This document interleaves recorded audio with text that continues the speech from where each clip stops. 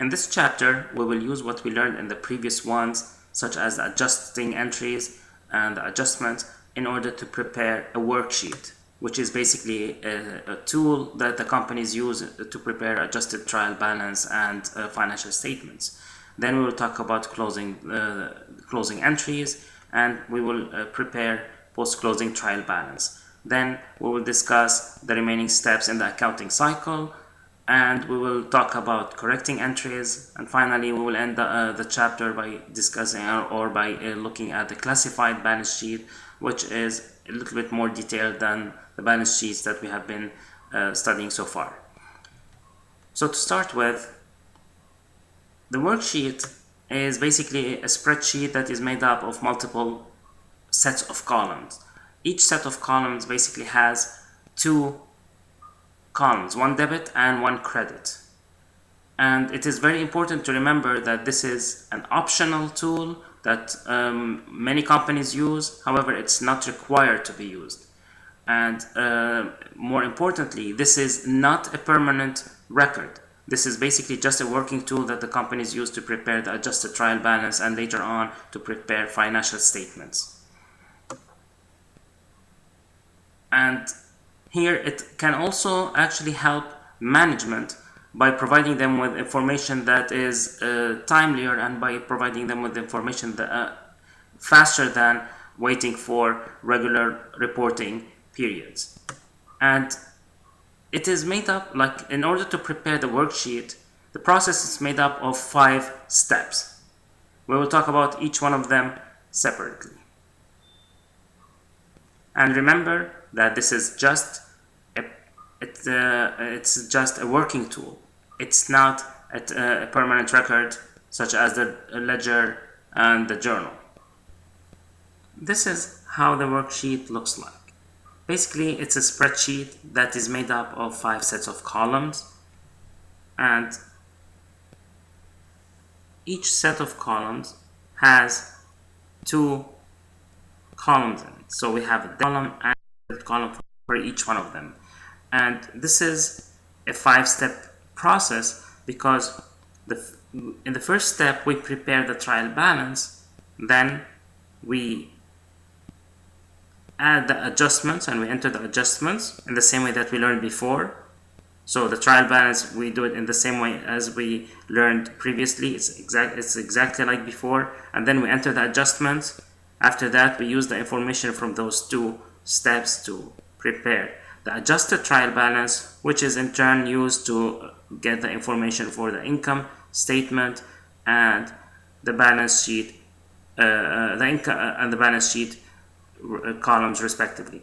And then, as you can see, we don't have columns for the retained earnings, and this is why we will put dividends and common stock information under the balance sheets columns. And those two sets of columns, the income statement and the balance sheet, they can be used to prepare the 3 financial statements: the income statement, balance sheet, as well as the retained earnings statements. Now we will be doing each step at a time. So to start with, this is exactly the same as before. And for this one, we have a trial balance, we have the debits and the credits. And as you remember, we list them in the order that they appear on in the balance sheets, or basically in the ledger. And the next step, so this is the first step.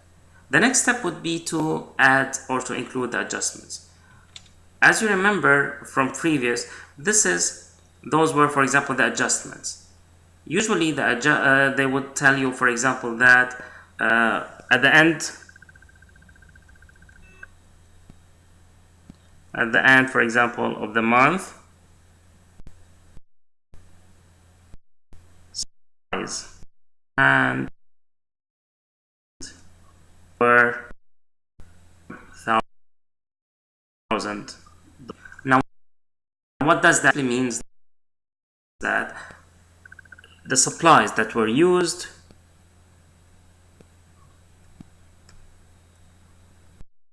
are equal to 2,000, 1,000, which is $1,500. So we know that the supplies that were used are $1,500, and as a result that would be supplies expense. Now we look, so we need to debit supplies expense. This is how we learned how to do it before. So we would debit supplies expense 1,500, and we debit supplies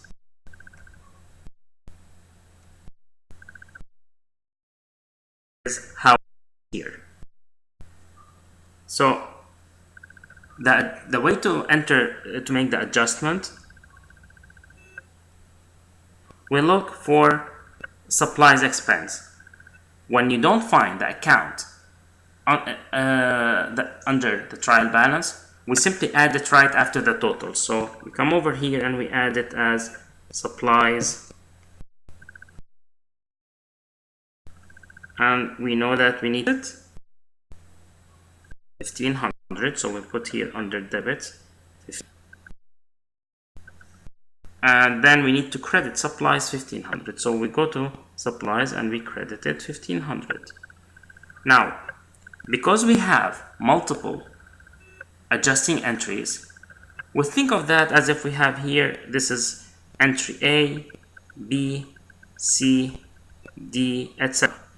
And this put next to this one here, we put A, that would be like a reference to the adjusting entry that we're doing, A, and we put it again. So this simply means that this is the same adjusting entry, and both of them are for the adjustment for the supplies that were used. We look at the second. Now we look at the second one. The second one was to record the insurance that has expired. And we know that we need to debit insurance expense $50 and we credit prepaid insurance $50. So we look here at insurance expense. We don't find insurance expense, so again we add it here and debit it 50. That would be entry B, and then prepaid insurance and we credit 50. That basically that we have here. So let's look now at service revenue. So service revenue, you will see it here now. Service revenue has two entries. It has D and E. We put them underneath each other, so it was credited twice. So this is how we end up with the adjustments. We simply have the amounts. Now because, as you can see here, because service revenue was involved in both D and E, so it was credited twice. The first time it was credited 400. The second time it was credited 200. So we enter the first time it was credited 400. Second time it was credited 200. And as you can see, this is D. It was to recognize earned revenue, and E, it was here. It was a service on account. Now, as you can see here, the adjustments also, the total debits for adjustments must also be equal to total credit, because originally we had the trial balance that was balanced, had the same amount for total debits and total credits. So that was the second step. Now the third step is to calculate the adjustments. How do we do that? Basically how to prepare the adjusted trial balance. Basically we use the information from those two, we combine this information and we enter it as adjusted trial balance. So let's say cash, for example. Cash originally it was 15,200. There was no adjustments for it, so it was under debit. So we put it under debit, 15,200. We don't change it. Now we're doing this step as you remember. Let's look at supplies. Basically, we had supplies. The original balance was, the trial unadjusted balance was 2,000, a debit of 2,500. That adjustment was a credit 100. So the adjusted to be equal to balance debit 1 prepaid insurance. So this is prepaid insurance. Original balance, again, it was 600. That was the unadjusted balance, and then there was a $50 prepaid insurance that was credited. So we have a $50 credit, and as a result the adjusted balance would be 550, and this is 50 column. Do that for all the amounts for all the adjustments. As you can see here, for the service revenue, for example, we had originally it was a credit of 10,000, and then we had credit of 100, credit of ending of 10,600.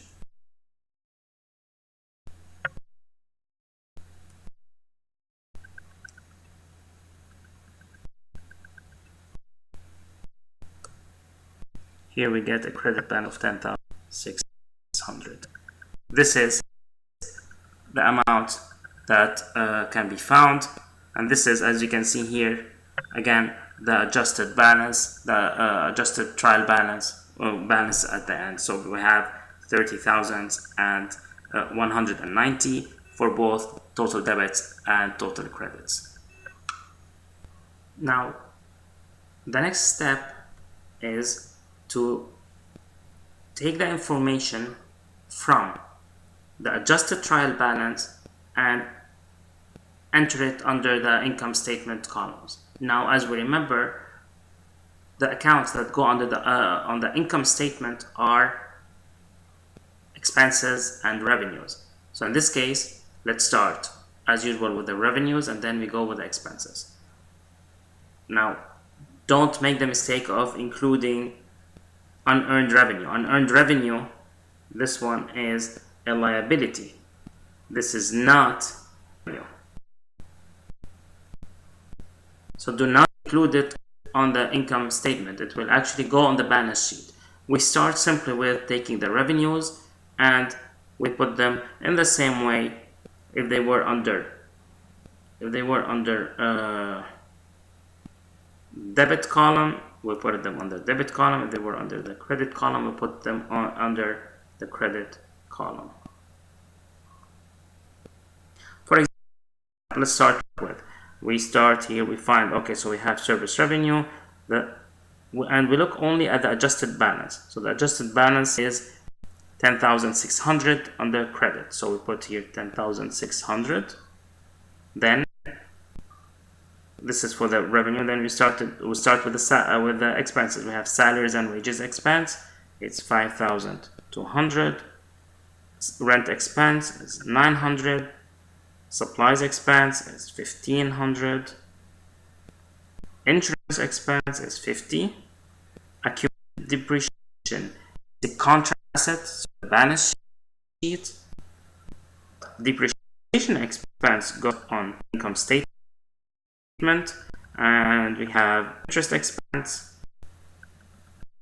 and this is the last one. We add them up, and this is, as you can see here, the adjusted trial balance. By the way, the adjusted trial balance is the same as the one that we had before.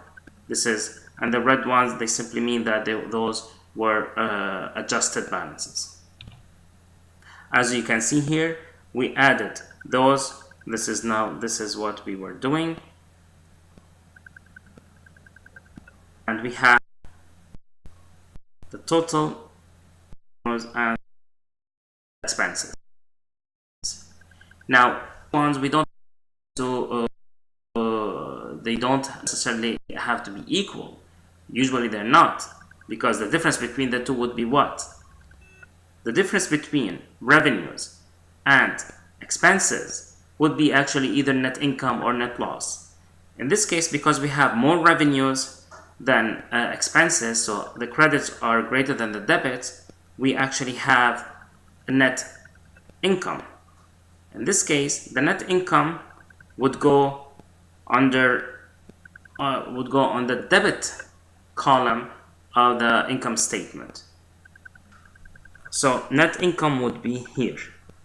And the reason why we have it like that is that, think about it this way. We have net income is equal to revenues minus expenses. So revenues are equal, we just bring this one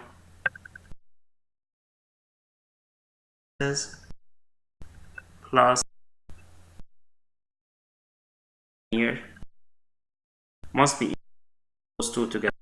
This is why on the debit side, if we had a net loss, it would go on the credit side. And this is how we calculate it. And then, of course, we add the totals. Now, once we're done with this, we have, like we see here, as you see here, this is the net income. And now we have total debits and total credits are equal after taking a net income into consideration, or not net loss. Now, we did the same thing for the balance sheet. This is the last step. We did the same thing. We got these assets here. We took them from the balance and we added. And as so, we also included common. So common dividends count also, because as you remember, we don't have a retained earnings statement column. So this is why we put them on the balance sheet, and then later on they will be used to prepare the common stock will go on dividend, which is supposed to go on the retained earnings statement, is also kept under the balance sheet column, but later on when we prepare the retained earnings statement, it will go there. It will be subtracted from, as you remember, we used to have retained earnings beginning balance, add net income less dividend, end up with retained earnings, and this that goes on a sheet.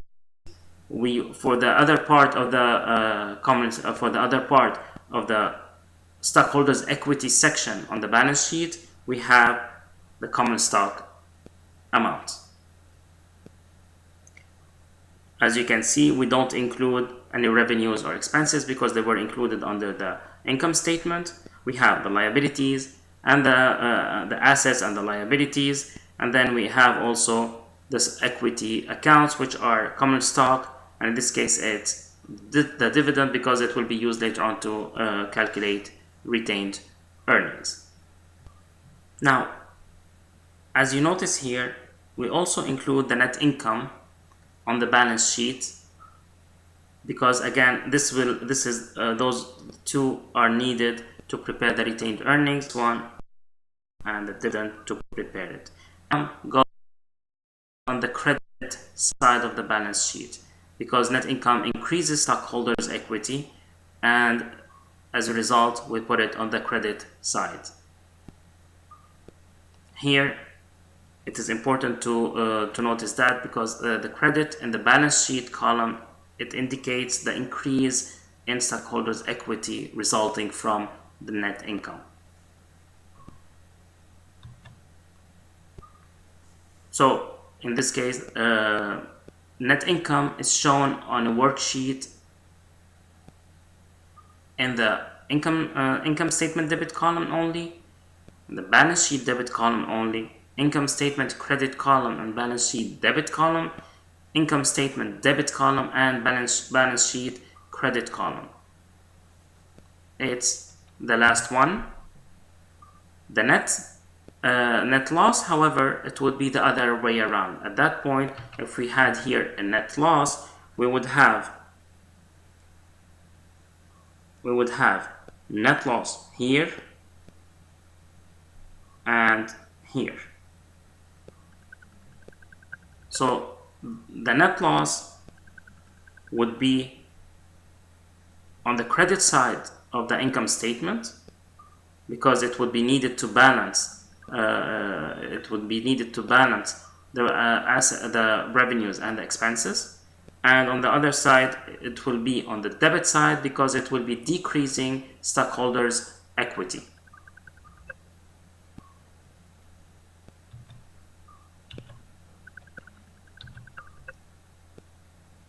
Now, once we're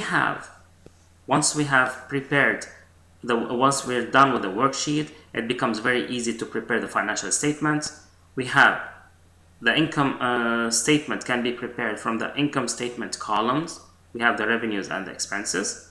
We have their balances, so we can prepare the income statement and calculate net income or net loss. We can use the balance sheet columns to prepare both the retained earnings statement and the balance sheet, as we saw.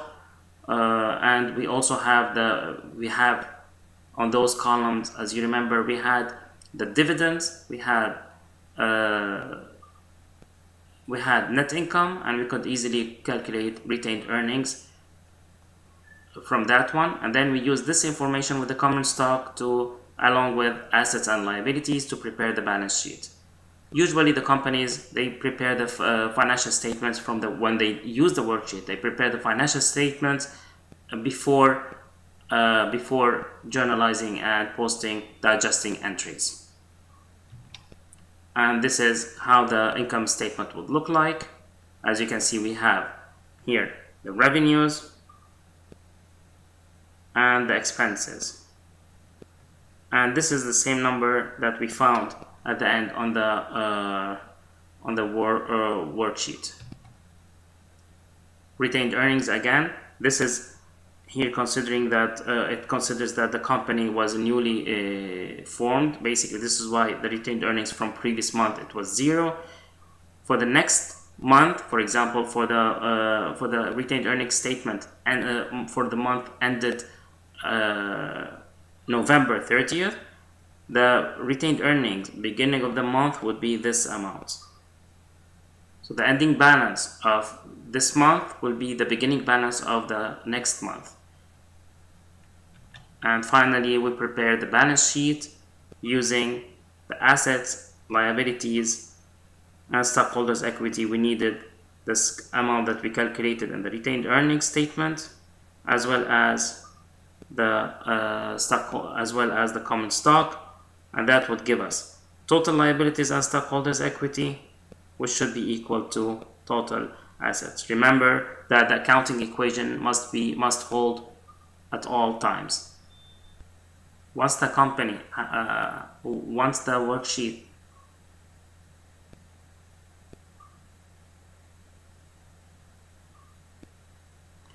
after that, the adjusting entries are prepared from the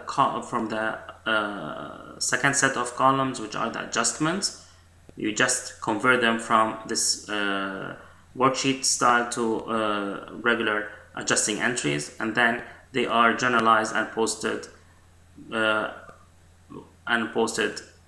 after the financial statements have been prepared.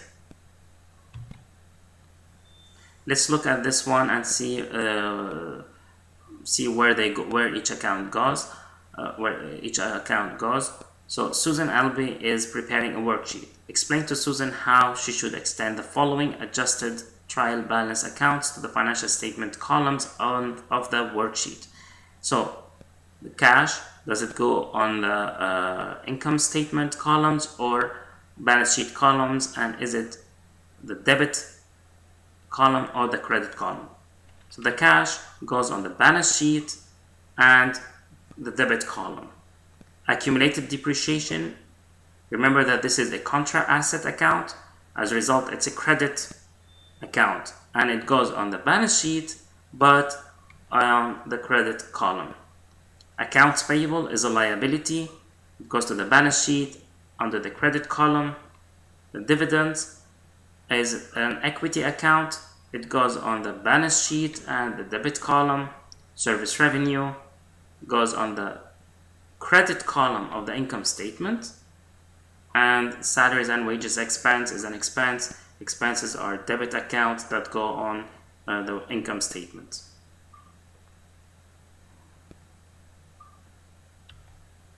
Now, once we're done with that, at the end of the accounting period, the companies, they need to prepare for the following, basically they need to prepare for the following accounting period. As a result, the company would close the temporary accounts in order to start with a new, basically they turn a new page. They want to start with zeroed accounts. And temporary accounts are basically the accounts that are for a specific period of time, and they are not carried over for future periods. So permanent accounts, they relate to future accounting periods, and this is why they are not closed. Like, for example, cash. The amount, the balance that the cash balance that you have, that the company has at the end of the month of October, will not vanish when the new month starts. Or, for example, for the year 2013, whatever buildings the company had, they will not disappear. They will still be there. So once 2014, if they had the value of their buildings were $10 million at the end of 2013, when 2014 starts, the buildings that have a value of $10 million will still be there. As a result, those accounts, they are not closed. Those are permanent accounts. So all assets and liabilities and stockholders' equity account are permanent accounts. The accounts that are temporary accounts are the revenues, expenses, and dividends. And think of it this way: when you talk about revenues, you talk about revenues in 2013. But if you had, for example, revenues, and you can say that the company had revenues of $20 million for 2013. When 2014 starts, you will not say that the company had revenues of $20 million in 2014 as well. You will start with a new number. You start from zero. Then you start counting up. So the first sale that you make or the first service that you provide in 2014 will earn you the first revenue that you will start accumulating in 2014. This is why the revenue account has to be, all the revenue accounts have to be closed by the end of the accounting period, because they don't carry over to the following accounting period. They are for a specific period of time. You say that those were the revenues of 2013. Those were the expenses of this month. So basically, when you talk about the expenses of the year 2013 and the dividends that were distributed in 2013, this is why those accounts must be closed. Because when you start with a new account, with a new year, you start thinking about the expenses of that year. When you talk about 2014 now, you're talking about the expenses that were incurred during the year 2014. You don't include the expenses that were in 2013. Same thing applies to revenues and dividends. And this is why those accounts are temporary accounts. And when we talk about closing entries or closing the books, we talk about closing the temporary account to one permanent account, and this is the retained earnings. Now we will see how this is done.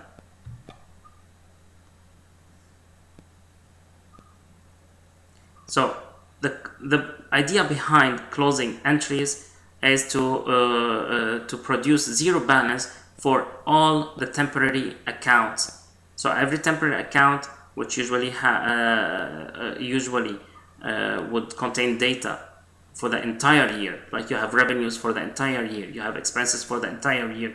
At the end, you need to zero that balance to make it like it starts from zero. When you start from the following year, it's a new basically you start from zero, from the beginning.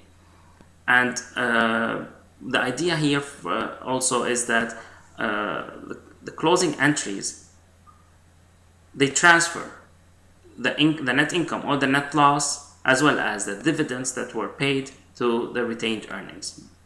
You say that whatever you made, basically what we're trying to do here is to see how much from the net income the company decides to keep in the business, and how much the company will be giving out to their shareholders. And while adjusting entries are made at the end of every accounting period, closing entries are usually only made at the end of the annual accounting period, basically right before preparing the financial statements. So they are made at the end of the fiscal year. Now, there are four closing entries, and the idea here is to close the revenues and expenses eventually, and dividends to retained earnings. Now, one way of doing that is to close the revenues directly to retained earnings and close expenses directly to retained earnings. However, because companies might have like a lot of several revenues and expenses, and the details of these accounts will be too much, in order to avoid entering too many details into the permanent account that is retained earnings. Remember that retained earnings is a permanent account, and as a result it will not be closed, so it will be kind of messy. Rather than doing that, we close revenues and expenses to an income summary account. This is an account that is only used at the end of the accounting period for the closing entries. So we close all the revenues and the expenses to the income summary, and then we close the income summary to retained earnings. In that case, we only have one entry that would one closing entry that would be entered in the retained earnings for all the revenues and expenses. It would be from the income summary to revenue to retained earnings. Dividends are closed directly to retained earnings. So just to clarify this, instead of closing each income statement account, which are like revenues and expenses, directly to retained earnings, that would create a lot of details in the in retained earnings. Again, because it's a permanent account, we would prefer to keep it kind of clean. So companies, they closed those revenues and expenses to the temporary account income summary. So the income summary by itself is also a temporary account, and then they take the net income or net loss, basically the balance from the income summary, and then they close it to the account retained earnings. Now, remember that the dividends are closed directly to retained earnings and not to the income summary, because dividends are neither revenues nor so they are not an expense, and because they are not an expense, they are not involved in the calculations of the net income or the net loss. This is why we close it directly to retained earnings. Now, there are the steps to do that is, first we close all the revenues. So we close the revenue account to the income summary, and then we close the expenses to the income summary. Third step would be to close the income summary to the retained earnings, and finally the dividend to the retained earnings. Now, how do we close an account? let's say that we had the revenues, and here, as you see here, we have individual revenues, individual expenses. So every expense and every revenue by itself. So if we had rent revenue, let's say that this one was rent expense. Rent expense. We put it as rent expense. If we had here another that was salaries expense, I have another that would also be closed here. How do we close an account? So let's say that this one was an account with a credit balance of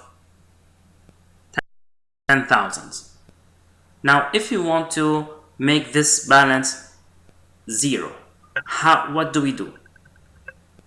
The way to basically cancel this amount out is by debiting this 10,000.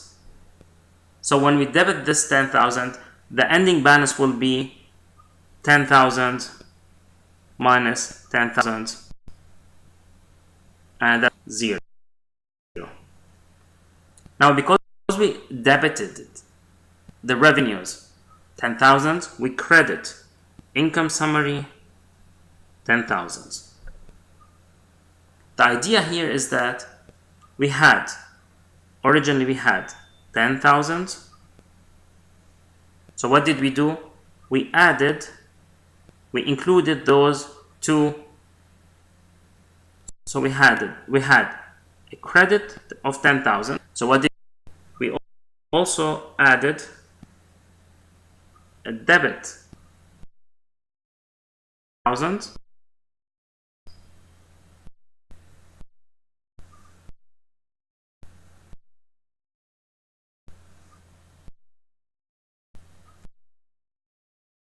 Credit of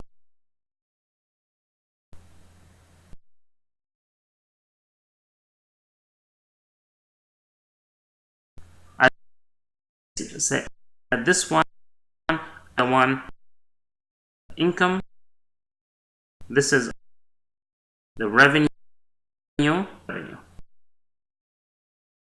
as a total with out of 50,000 the revenue, and we do the same thing for the expenses. At this point, we have the new balance. The post-closing balance of revenues is 0, and this information has been entered on the income summary credit side. So the closing entries usually are on the general journal. You enter them on the general journal after a title that says here closing entries. And here we have 1, 2, 3, 4. Those are the 4 steps that we were talking about. We close service revenue to income summary. We close all the expenses to income summary. Then we close the income summary to retained earnings, and we close the dividends to retained earnings. Now let's do that one by one. Let's go back here. So let's say that here we had rent expenses. The balance for rent expenses was 7,000. A debit of 7,000. In order to close this account, what do? We credit the expenses 7,000 and we debit income sum 7,000. What we're doing here basically is we are getting the credit information from revenues. So the credit information from revenues, the debit information from expenses, and we're collecting it on one account. And at the end, we'll have here would be here. So for example, 3,000, and then we close it to earnings by earnings, and then dividends, the amount on dividends is, let's say it was 500. We want to zero this debit account. We credit. So we credit dividends 5, and then I'm sorry, it was we credit dividends, and then with retained earnings 5. What we're doing here is we are moving the information from those temporary accounts and entering them in a summarized way in the permanent account, which is retained earnings. As a result, the entries the closing entries will be to credit revenues and debit revenues and credit income summary to close them. Then we debit the income summary and we credit the expenses. This is to close the expense accounts. After that, we take the income summary, we debit the income summary and we credit retained earnings. If we had a net income, if we had a net loss, it would be the other way around. And then we have retained earnings. We debit retained earnings and we credit dividends to close dividends. And as you can see here, for the income summary, those are the same numbers that were on the adjusted trial balance. So basically this is what we do here. And as you can see here, in order to close the expenses, what we did, these are 2. So you see all these are step 2. Whereas here it will be only 1 entry. So here we have 1 entry for the income summary, 1 debit account, and our credit account. Here we list individual, so every account at a time. So all the accounts are included, all expenses are included here. And here we have all the revenue. So step 1 would be to close the revenues, step 2 to close all the expenses. Step 3 is where we close the income summary here to the retained earnings, and the last step would be to close the dividends to retained earnings. And here basically retained earnings, we know that because of all this information that it has collected, retained earnings now it can represent the accumulated undistributed earnings of the company at the end of that accounting period. This is the information that is reported on the balance sheet and the retained earnings statement. So this is the same retained earning balance that will show up on the at the end of the retained earnings statement, as well as the amount that will show on the balance sheet under the stockholders' equity. Here, as you can see, we have the same amount, so those will be closing. Those are the same as the amounts that we originally had on the adjusted trial balance. And you would see also that, for example, the net income here is the same one, and if we look at the retained earnings on the amount, it will be also the same one. Now, after we're done, we post them to the general ledger. As you can see here, we put as explanation, we include closing entry. We used to include adjusting entry for all the adjusting entries that we made before. We usually leave it blank when it is an entry, a regular entry, and then here we include. You see here we have, this is for the permanent accounts only. Now here we're not looking at all the ledger. This is for the permanent accounts. This is for the temporary accounts. And here it's just split so that it would be easier to see and to compare the two. As you can see, we will have 2 entries for retained earnings. One of them is to close. One of them was to close the income summary, and the second one was to close the dividends. And this is on the, whereas on the temporary accounts, we had on the income summary, this is the account that is only used for closing purposes. So it's only used for the closing entries. And we have all the entries from all the expenses and revenues, etc. And then we have for individual accounts, we have for the insurance expense, we have for salary and wages expense, rent expense, etc. We have individual entries for that one as well.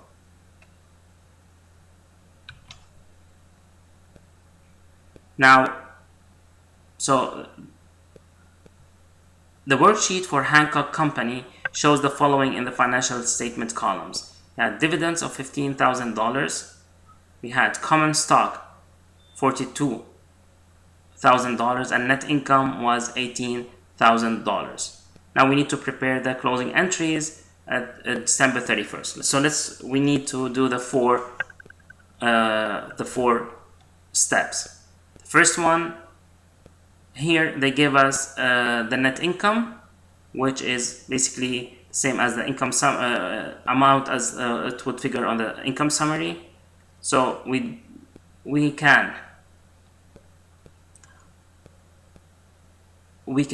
look at the net income. So the incomes, we need to debit income summary 18,000 and we credit retained earnings 18,000. This is to close income summary to retained earnings. And then we need to close the dividends. So we debit retained earnings 15,000 and we credit dividends 15,000. Now this one here, this is a permanent account.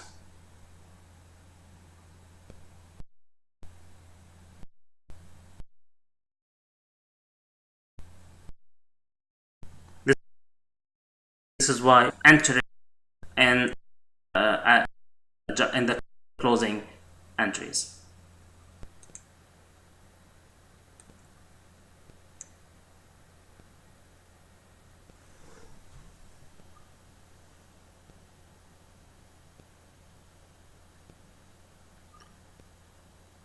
Now, once we're done with the closing entries, we prepare a post-closing trial balance. Once again, we just take the balances here we take the balances of the permanent accounts, because at this point all the temporary accounts have zero balance. We close them to retained earnings, and as a result their balances are zero. So only the balance sheet permanent accounts that are going to show on the post-closing trial balance. So this is after we journalize and post the closing entries, and this one would indicate,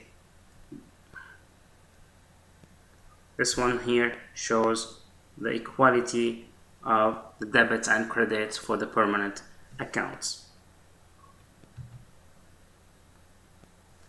Now we have been over, this is the accounting cycle, this is a summary of the accounting cycle, and we have been already over over all the steps here. So we always start by analyzing a business transaction to make sure that we need to see whether we need to include it or not. We analyze it, and then later on we see which accounts are involved, which accounts are, and how they were affected by this transaction. Then we make the journal entry, we enter this information in the journal, we post it to the ledger account, and then we prepare the trial balance. So once we prepare the trial balance, we start preparing, journalizing and posting the adjusting entries. After that, we prepare the adjusted trial balance, and then we start preparing the financial statements.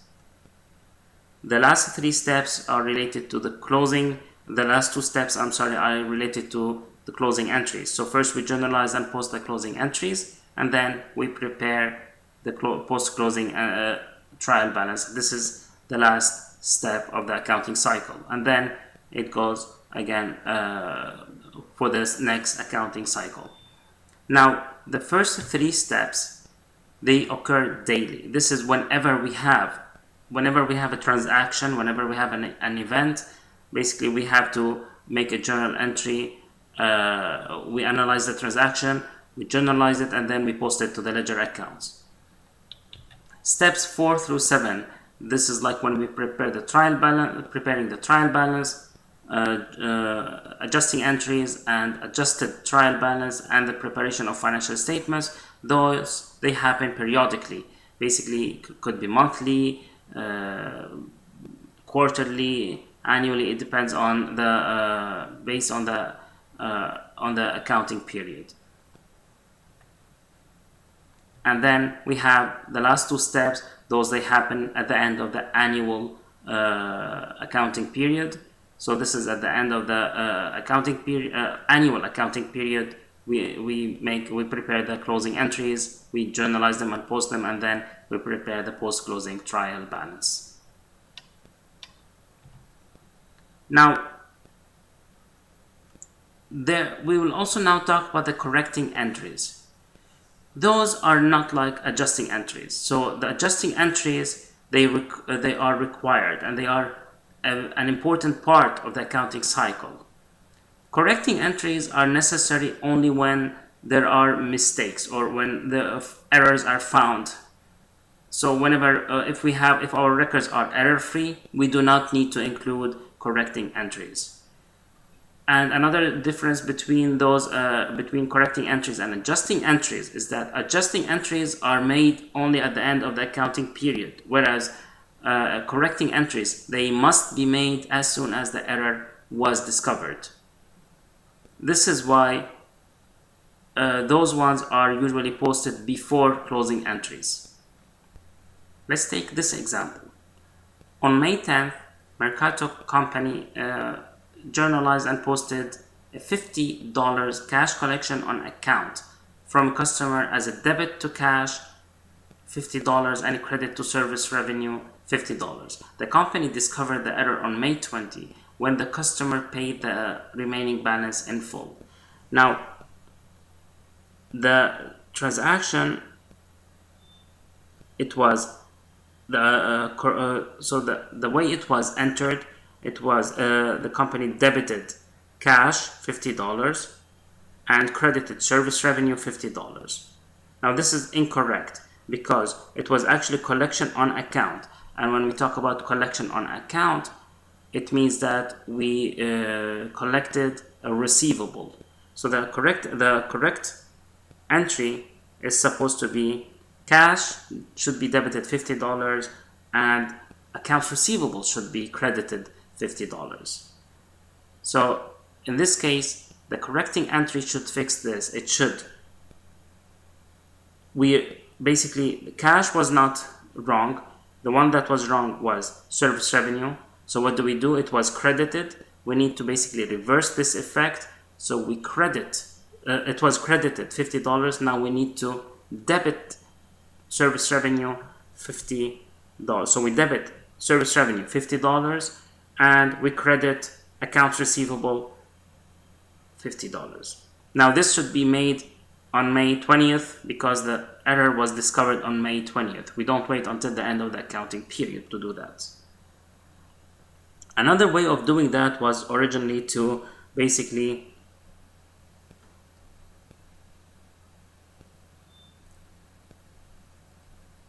was to first completely reverse the incorrect entry. So we have the incorrect entry. We debited cash $50 and credited service revenue $50. We'll flip them. We debit service revenue $50 and we credit cash $50. Now this is reversing, and then what we do is we enter the correct one. At this point it would be correct.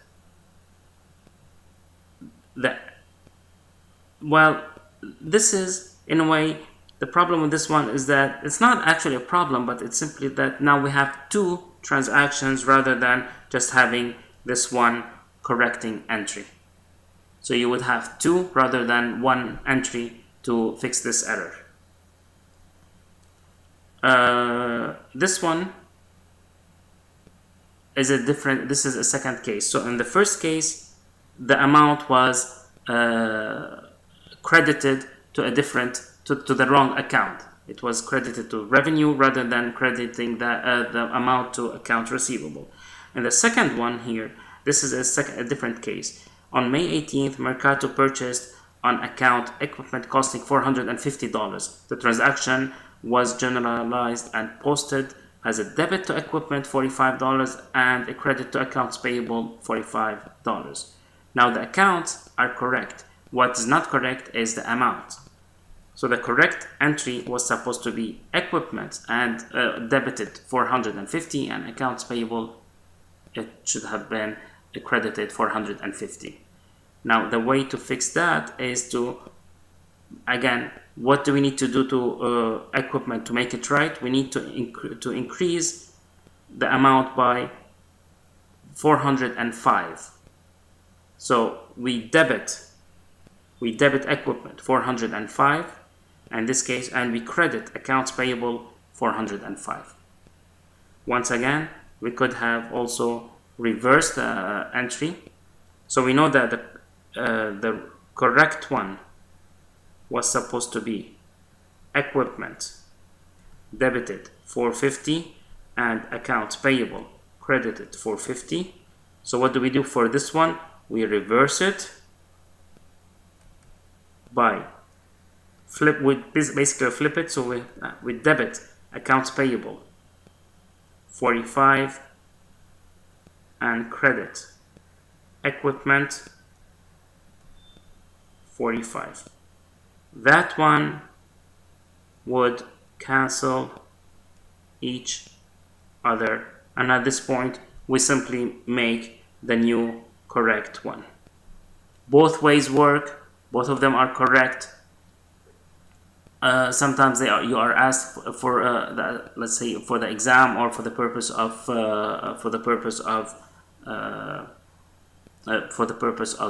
your homework. If they ask you for the correcting entry, then you might need to make just the one correcting entry. So in this case, what you do is you use this one, use this correcting entry.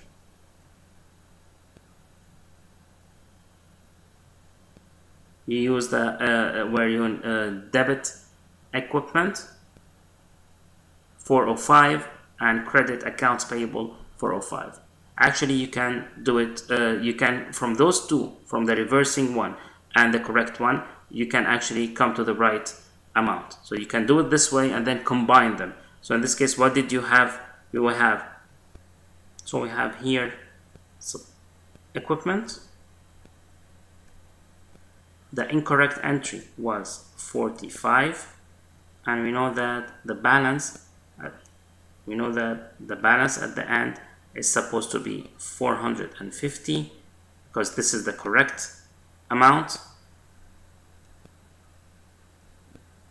The correcting entry should be basically the amount here that would get us the give us the correct balance at the end. And we can do the same thing for accounts payable. Let's have here accounts payable. It was credited 45. That was incorrect. And then we have the ending balance, or the correct balance should be 450. As a result, the correcting entry is 405. Here, for the previous one as well, we could have done the same thing.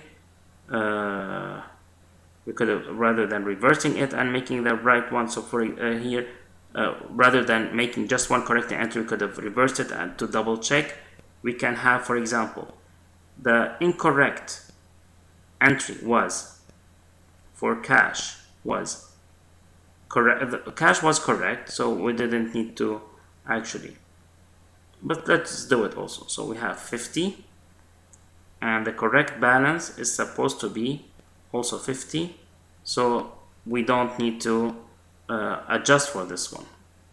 The second account that we had was service revenue.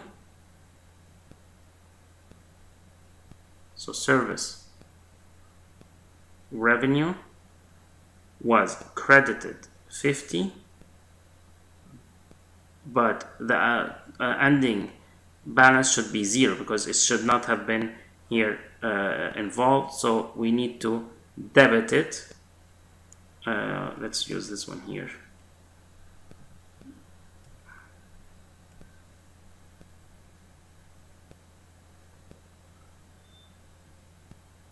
So it should have been, the correcting entry should debit service revenue, and then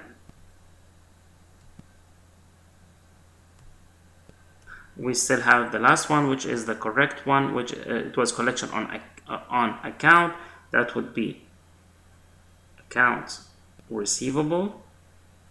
It's supposed to be credited 50, right? So this is the balance. It's supposed to be credited 50. Here it was 0. As a result, we know that the correcting entry must be a credit of 50. So as we can see here, the correcting entry will be to debit service revenue 50 and credit accounts receivable 50. And that's here the correcting entry. This is the one that we did. And here, this appendix is not included, it will not be included in the exam. However, I just wanted to explain a few things about reversing entries. In certain cases, companies, they make reversing entries at the end of each, at the end of the accounting period. And this is usually done right before starting to record the transactions of the new period, and this usually happens by reversing accrued revenues and accrued expenses. And this is just to make it easier for later on for, let's say, payments to be consistent in a way. And this actually does not change the amounts that are eventually reported on the financial statements. The easiest way to explain this is through an example.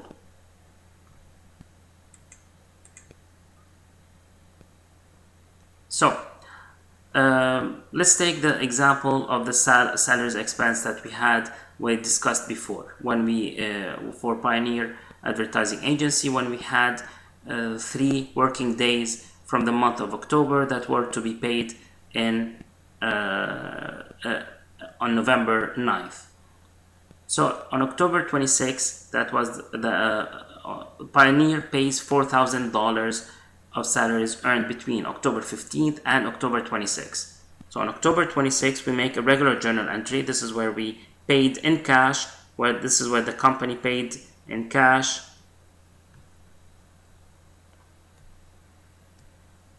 Company paid in cash the salaries and wages expense. And then after this payment, there were 3 working days where the employees earned $1,200, but the company did not pay them. And the adjusting entry was salaries and wages expense was credited $1,200, and salaries and wages payable was salaries and wages expense was debited $1,200, and salaries and wages payable was credited $1,200, because at that point we recognized the expense without paying it in cash. So it became automatically a liability. Now, on October 31st, the closing entry would have included the expenses as 5,200. This is the sum of those two. This is all the expenses that were incurred in the month of October. And this is the amount of the expenses. Now, and the subsequent salary on November 9th, it would be entered as salaries and wages payable for $1,200, salaries and wages expense $2,800. The cash will always be $4,000. Basically every 2 weeks, the payment bi-weekly will be $4,000. So it will always be, the payment for cash will always be $4,000. However, here it's distributed over two accounts: salaries and wages payable. This is the obligation or the liability that the company has towards their employees. And then we have the expense. This is the expense for the work in November. So whereas this one is 3 days in October, and that's a liability. So that was without the reversing entry. Now, and this is what we have been doing so far in the chapter. As you can see here, this was at the end of the month of October. We didn't make any reversing entries, and we had the same payment of cash split over the two accounts here. Whereas with so here it's the same. On November 1st, the reversing entry would be to reverse the salaries payable that we made here before. So this one is to reverse it, and then the payment here would be regular as before. It would be always the same one here. So whenever you have the payment, it will be salaries expense 4,000 and cash 4,000. So this one would be the same basically entry as this one. Now that makes it easier for companies to deal with the same recurring. Bi-weekly they have the same transaction. It would be more or less the same transaction. It would be every time salaries and wages expense 4,000 is debited 4,000 and cash is credited 4,000, rather than having different amounts based on the number of days that were worked in the previous accounting period. And this is when we look at the account, the salaries and wages expense, it was reversed at the end, and later on the salaries and wages payable, again it was reversed. So that was the reversal of this is the same as the adjusting entry. It was reversed, basically it was reversed on the first day of the next accounting period. Like I said, this is not you will not be tested on this. If you are interested in knowing more about this, we can talk about it offline. Now we get to the part where we discuss the classified balance sheet. Basically this is the same as the balance sheet, however think about it as more detailed in that it has the assets and liabilities and stockholders equity. Basically so we have the assets and liabilities are grouped in a way that would make sense. So for example, you have similar assets grouped together. You have land and building and equipment. Those are grouped under property, plant and equipment. You have also like current assets. Those are the assets that they are either cash or they are very close to cash or can be converted easily into cash, or you expect that they would become cash very soon. And same thing applies to liabilities. They are basically grouped under current liabilities and long-term liabilities. And this is to help the people who are using the financial statements. Basically, how, for example, do they have enough cash or liquidity that would allow them later on to pay their debt, and whether they have a lot of long-term debts compared to shorter debts or vice versa. And so this is an example of a classified balance sheet. It has different classes. So you start with assets. Again, this is just the assets part because it cannot fit on one screen. So this is the liabilities and stockholders equity part. So under assets, you have current assets, we have long-term investments, property, plant, and equipment. Most of the time it's called, like, you can also call it PPE. And then we have intangible assets. And rather than listing them all, like we did before, we used to just list them without this categorization. Now they are under different categories, and it makes sense because sometimes you can just think about like how much long-term investments the company has or how much current assets the company has. It gives you directly here the current assets. It's grouping all the assets that are similar under one category, under one class. And the same thing applies to liabilities and stockholders' equity. Here we have you have current liabilities and long-term liabilities. Well, stockholders' equity, it has basically the common stock and the retained earnings. Now we'll talk about each class of these that are on the each category basically on the balance sheet in detail a little bit later. So the first item that shows on the classified balance sheet is the current assets. Now, those are the assets that are either cash or the company expects to convert into cash or to use within 1 year or within one operating cycle, whichever is longer.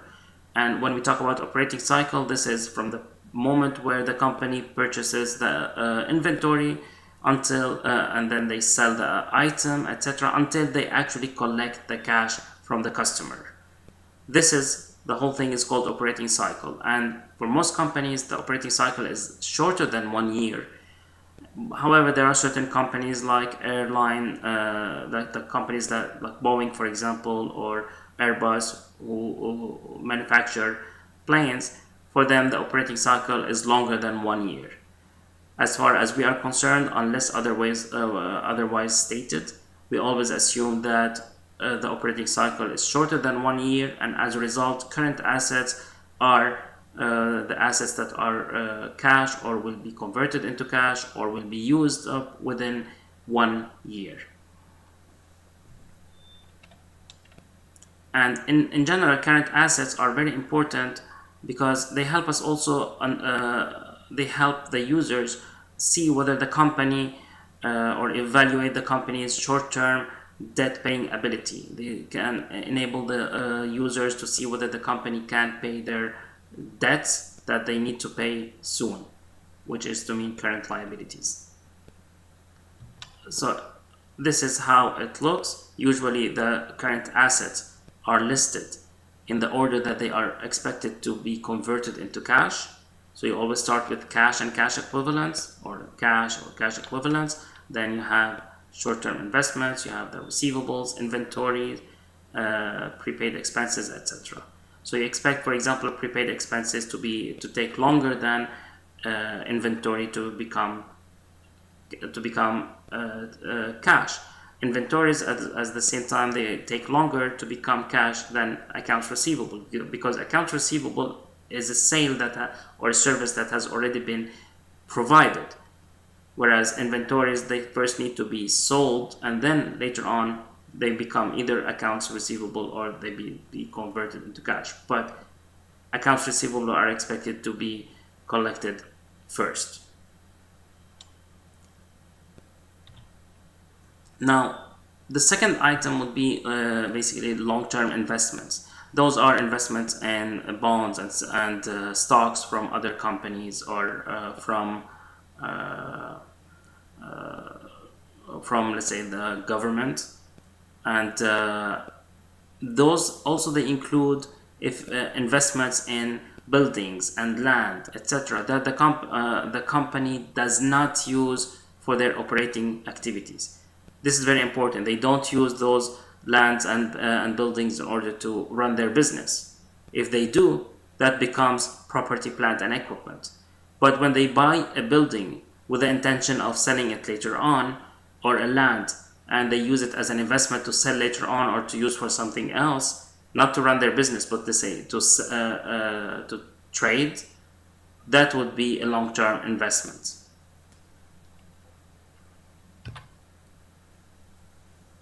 Now, property, plant, and equipment, also known as PPE, They have very long useful time lives. This is what we have been talking about, like for example buying a truck for 10 years, using a building over for 20 years, etc. And those, they must be used in the business activities in order to be considered as PPE. Otherwise they will be long-term investments. They are also called fixed assets. And we have already talked about depreciation. Depreciation is where we allocate the cost of acquiring these assets to the period where it was used. Basically, this is where we recognize the depreciation expense for a specific year or specific accounting period. Accumulated depreciation is the contra asset that shows the total amount that has depreciated from these assets. And remember that you always need to report them and record them at cost in order not to violate the cost principle. So you always have those assets, and then after that you have accumulated depreciation in order to show how they have depreciated. So, and this is how it looks like. You have the lands, buildings, etc., and then at the end you have less accumulated depreciation. There are several ways of presenting this. Sometimes they are the accumulated depreciation is after each item. Sometimes they can call it, for example, buildings, net amount, etc. That would also have basically show the accumulated depreciation. We will talk more about property, plant, and equipment when we study chapter 9, where we will also talk about depreciation and accumulated depreciation. Intangible assets, those are the assets where the company, where they don't have any physical substance. Those are not like inventory, something physical. Those are, for instance, like patents, franchises. You have intellectual property, goodwill. All these like brands and trademarks, all these, they are valuable. They generate money and they generate revenues, and the company can sell them. However, they don't have a physical substance, but still they are valuable. And many of them, like for example, you have Google. They have a lot of intangible assets for all the patents that they have. And as you remember from basically the lawsuits between Apple and Samsung over the phones, over the smartphones, that was also for because of the patents, and it was in the billions of dollars. This is why intangible assets are sometimes a big part of companies and of companies' assets. And again, we'll talk about this later on in future chapters. Now, this is just to see if we remember those, the different kind of assets. Cash and other resources that are reasonably expected to be realized in cash or sold or consumed in the business within 1 year or the operating cycle are called current assets, intangible assets, long-term investments, or property, plant, and equipment. Because they are expected to be converted within 1 year, those will be current assets. Patents and copyrights are current assets, intangible assets, long-term investments, property, plant, and equipment. They are intangible assets because they are valuable assets. They are valuable, however, they don't have any physical substance. Current liabilities are the other side. Current liabilities are the other side of the Now, current liabilities are the other side of the coin. Here, when we talk about, like we said, current assets are expected to be converted to cash or to be used up within 1 year. Current liabilities are expected to be paid within the coming year or the operating cycle, whichever is longer. Here, we're talking about accounts payable, salaries and wages payable, etc. And usually they are listed notes payable first, then accounts payable, and after that they are listed in order of magnitude, basically in decreasing order of value. Now, current liabilities, the relationship between current liabilities and current assets is very important because it gives an idea of the ability of the company to pay or to meet their short-term obligations. Basically, it gives the idea, it gives the information on whether the company can actually pay the debts that they need to pay within 1 year or not. And if current assets are greater than current liabilities, the company is fine because they can pay their short-term debts. However, if the current liabilities, those are the obligations that the company will have to pay in the near future within 1 year, they are greater than current assets or whatever the company can convert into cash within 1 year, then the company may be facing bankruptcy. So it is always better to have more current assets than current liabilities. However, there is also a limit for that. So basically we need to think about it in that we shouldn't have too much liquidity or too little liquidity. If the company is too liquid, that can also hurt the company. Basically, if the company has a lot of current assets and still has some current liabilities, well, in this case, shareholders, for example, can ask management, why are you still having liabilities, and why are we still paying interest if we have all this excess or all this excess in current assets? As a result, it's always good to have some kind of a balance between current assets and current liabilities. So as we can see here, first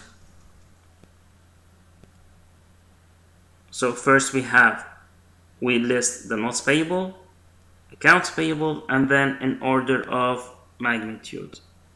This is how we always list current liabilities. Now there's one item that people get mixed up sometimes with. This is current maturities of long-term debt because of the word long-term debt. However, this is current maturities. They used to be long-term debts. For example, a loan, a notes payable for 3 years. However, it is maturing now, which is to mean we have to pay it within 1 year. If it is maturing within 1 year, then it becomes current maturities of long-term debt. It used to be long-term, but not anymore because we have to pay it within 1 year. The long-term liabilities, those are the obligations like loans, bonds payable, mortgages, etc. that the company has and that they have to pay. However, after not within 1 year, they have to pay them basically after 1 year. And those again, they are listed in order of magnitude in decreasing order, basically. Stockholders' equity, if it was a proprietorship, we just have one capital account. It's called a capital account. That would be the equity. If we have a partnership, it would be one capital account for each partner to show how much each partner has in order as capital has invested basically in the company. When we have the corporation, we have two amounts. We have the common stock, which is also called as capital stock. This is the investment. And we have retained earnings. Those are the amounts that are left in the company from running their businesses. So which of the following is not a long-term liability? Bonds payable, current maturities of long-term obligations, long-term notes payable, or mortgages payable? It's current maturities of long-term obligations. Once again, the current maturities have to be paid within 1 year of their of the date of the balance sheet. Now remember that whenever we're talking here, we're talking about balance sheets, so it's as of specific date. So when we talk about current assets, they are to be converted, or they can be converted to cash or used up within 1 year. That means within 1 year of the date of the balance sheet. Now, the following accounts were taken from the financial statements of Callahan Company, and we need now to put next to them whether they have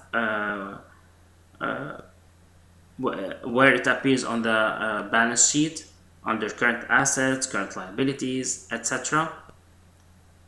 So for example, salaries and wages payable. Those usually you expect to pay your employees within 1 year. So this is why they are current liabilities. Service revenue. Service revenues, they are income statement accounts, so they don't go on the balance sheet at all. This is why it's not applicable. Interest payable. Now, interest payable also you expect to pay to pay within this year, and this is why it's current liabilities. Goodwill. It's an asset that doesn't have a physical substance, so it is an intangible asset. Short-term investments, those are current assets. Mortgage payable due in 3 years, because it's due after 1 year, they become long-term liabilities. Investment in real estate, again, this is an investment in real estate. Basically, it's an investment in long-term, those are long-term investments. Equipment, this is PPE. This is equipment that is used for business, so it's property, plant, and equipment. Accumulated depreciation for equipment, again, PPE. Depreciation expense, again, that's an expense. Expenses, they are income statement account, so they don't go on the balance sheet, it's not applicable. Common stock, it goes under stockholders' equity section. Unearned service revenue. Remember, unearned service revenue is not a revenue. It is a liability. And this is a current liability because you expect that you would need basically you have to provide the service or to make the sale or deliver the product or something like that. Basically, you have to earn this revenue within 1 year. You expect to earn it within 1 year. In the exam, you will receive a worksheet like that where you have already the unadjusted trial balance with a list of adjusting entries that you need to enter. With a list of adjustments that you need to enter here, and then you need to complete the worksheet in order to answer the questions that like 10 questions basically that are based on this worksheet. The worksheet itself is not graded, it's only for your own use, but you will need to complete it correctly in order to be able to answer the questions that follow the worksheet. So let's do, this is from the sample exam that I posted on Blackboard. Let's start with this one. We have a physical count reveals only $850 of supplies on hand. So the ending balance of supplies is $850. That means the supplies that were used is equal to, so that means that we need to credit supplies 2,500 minus 850. We need to credit supplies 1,650, and we need to debit supplies expense 1,650. Because we don't have here supplies expense, we add the account here, supplies expense, and then we debit 1,650. and this one is adjustment A. Next, we have depreciation for March is $200. Now we don't have a depreciation expense, so we add again depreciation expense. That's, we need to debit depreciation expense 200. That will be for adjustment B. And here we do have accumulated depreciation for equipment, so we credited 200. Again, this is B. The third one is unearned revenue, which amounted to $190. So we need to adjust. Now, unearned revenue amounted to $190. So the ending balance for unearned revenue is $190. Now, unearned revenue, when you make the adjusting entry, what do you do for the unearned revenue? We debit it because we are decreasing our liabilities. So it is equal to, especially that, like as you can see here, it used to be 580. So you need to have the ending balance as 190. This is why you need here to debit the account equals to 580 minus 190. That would be 390. Now the last one, and this is would be C. And what do we need to still do? Unearned revenue. Now the remaining one is service revenue. We earned service revenue 390. Now we have accrued salaries are $500. So salaries and wages expense are debited 500. Do we have salaries and wages payable? We don't, because we're not going to pay them now. So it's actually salaries and wages payable. It is credited 500 to increase the liability here. Now,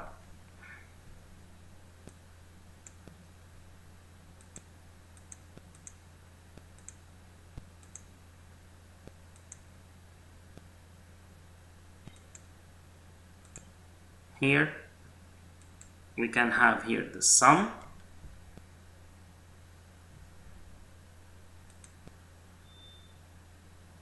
of all these accounts here, and just do that here as well. You see, once again we have the two amounts here are equal. Now next we need to get the adjusted trial balance, so we add those and we add the debits, we add the credits, and then we subtract them. And we put it on the side where we have the greater one. If we have more credits, we put it on the credit side. If we have more debits, we'll put it on the debit side. So here, cash was unaffected. It remains 4,600. Same thing for accounts receivable. Here, supplies. We know that it will end up with an amount of supplies. It will end up for 850. This is basically equals to 2,500 minus 16 minus 1,650. So let's do that. Is equal to 2,500 minus 1,650. Equipment did not change. Remember, under the cost principle, because of the cost principle, they don't change. On the other hand, here we have accumulated depreciation. Now we add them. Now it's equal to 1,550. Accounts payable did not change. This one we already entered it. Common stock again did not change. Dividends was unaffected.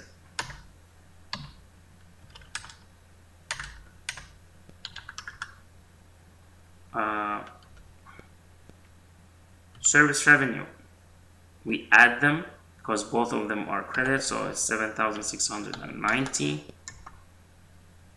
On the other hand, salaries and wages expenses, so now we have more expenses and more revenues. We have miscellaneous expenses are 430. Continue with supplies expense 1650, 200, and the last one is 500. We add them.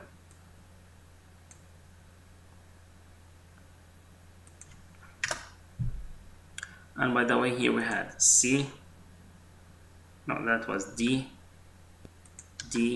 and you have to put here CC. We still have the same amount, which is to mean we did them correctly. Now we need to extrapolate them to the, we need to add them to the income statement. So we copy them to the income statement. We start again, unearned service revenue is a liability, not a revenue. Here we have service revenue. So we copy service revenue 7,690,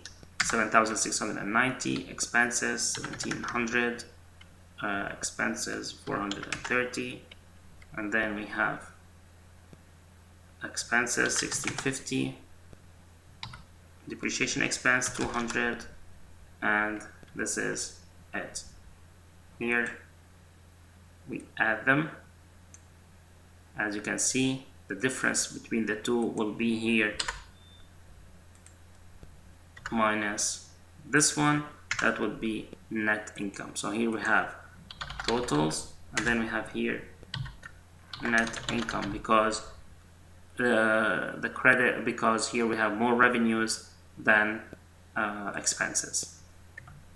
Now if we add those two together here, it will be again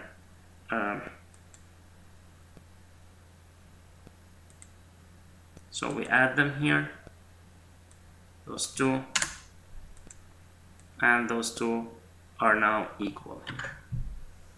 We do the same thing for the balance sheet. Again, it's 4,600, 3,200, 850.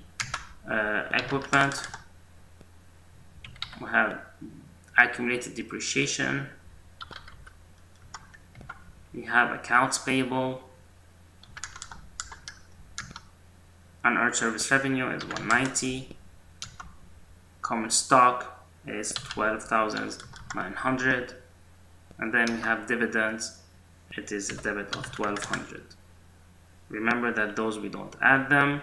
Those are expenses and revenues. This one is a liability. We do add it. It's 500. Let's see the totals. If they total. And here we have 3,710. So again, we do this, the math, we add them, and we end up with total debits are equal to total credits. This is how you complete the worksheet, and the questions in the exam will be, for example, what's the adjusted balance for example, service revenue, and you enter this one. You might be asked, for example, what's the book value of equipment. For book value, you take the equipment less accumulated depreciation for equipment. You might be asked, for example, what are the current assets for this transaction? What are the current liabilities? What's the net income, etc. So all these questions can be asked about and can be answered if you have completed the worksheet.